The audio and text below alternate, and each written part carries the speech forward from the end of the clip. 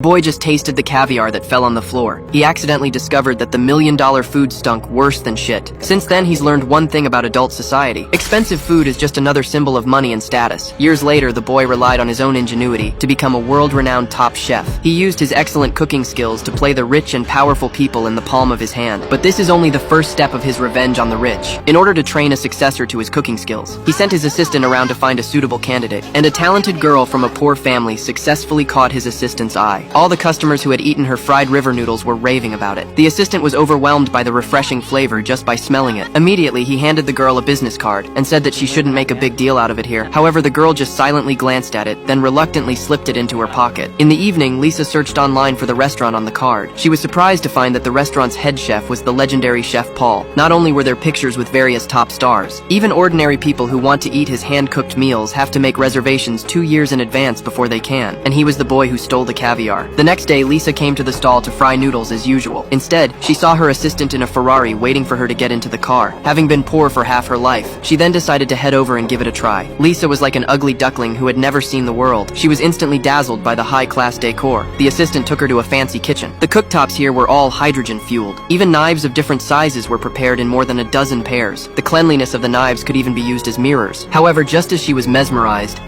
วางลงเดี๋ยวนี้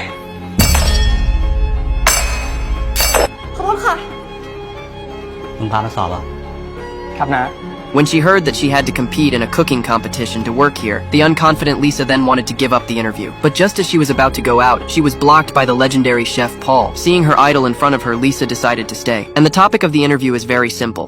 ข้าวผัด Glasses Man instantly relaxed when he heard. It was a piece of cake for him. He was full of confidence as he served a hot portion of rice. Lisa, on the other hand, took a box of overnight cold rice from the refrigerator and picked 2 round, full eggs. Once the peanut oil coated the bottom of the pan, the eggs were directly placed in it for stir-frying. When it was 80% mature, it could be poured into the overnight rice and mixed. Meanwhile, the man with the glasses on the other side is much more elegant. He first melted the butter on the bottom of the pan. When the eggs are cooked to 2 minutes, he adds the Argentine prawns to refresh them. Then he adds peas and diced carrots for color. Then he added the freshly cooked rice and stir-fried it. One is pan-fried on low heat, and the other is stir-fried on high heat. Soon, 2 very different fried rice served on the table. One was full of color and flavor, while the other was dry and grainy. I thought this was a match without suspense. However, Paul just gently dug a spoonful of Lisa's fried rice. Then he put it in front of his nose and smelled it. Then he made an on-the-spot announcement.